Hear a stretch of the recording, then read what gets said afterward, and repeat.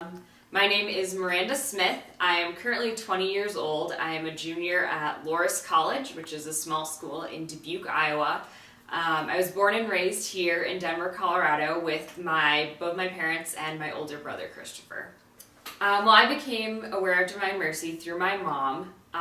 In November of 2013, we found out that my mom had a very aggressive brain tumor called glioblastoma. That's also the same kind that Brittany Maynard had. So she began treatments right away for that, had surgery, chemotherapy, radiation. My mom is a very, very strong woman, so she took it all full force, and we actually saw a major improvement in her. And for a while, we're like, okay, we're getting back to normal. This is good. And unfortunately, July of 2014, that next summer, while we were on vacation, actually, my mom had a seizure. And after going to a few hospitals, we found out that her tumor was back and more aggressive than it had been before, and that we were kind of out of treatment options for the most part. So that was probably a very hard moment for me, definitely that turning point when I thought everything was going okay and then it wasn't all of a sudden. At this point is when her health really started to deteriorate. She started to lose her speaking abilities and her motor abilities. It was at this time that we realized that we needed more help taking care of her, that our family we weren't equipped to really provide for her. And that's when we started researching different hospice care companies, and fairly quickly found Divine Mercy Supportive Care. And we knew fairly quickly that that's the one we wanted to go with. We liked having a Catholic background. That was something that was very important to our family. And we were absolutely blown out of the water by them. Our nurse was brilliant. We loved her so much.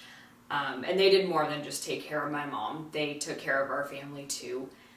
They really helped us feel at peace with the fact that she was slowly dying, but they really helped us through that. And even after she passed away on September 28th, 2014, when she finally passed in her sleep, they were right there with us, helping us through still, and making sure that we were really coming to terms with this and realizing that we did everything we could and that this must have been God's will. For me, when her health started to go worse, I was one of the only people taking care of her, and it was really difficult for me seeing my mother like that and taking care of her in that way. So for me, going to school was a really easy decision. I say easy, it wasn't, but it was definitely the right decision for me to be with my routine.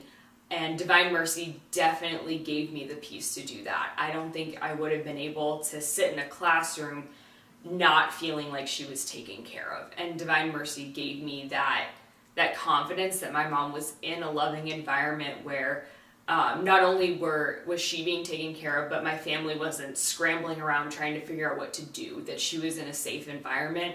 And I still came and visited her on the weekends and saw her then, but it was really very helpful to me and a giant blessing that I didn't really realize then how much I needed Divine Mercy to be there taking care of my mom when I wasn't strong enough to do so.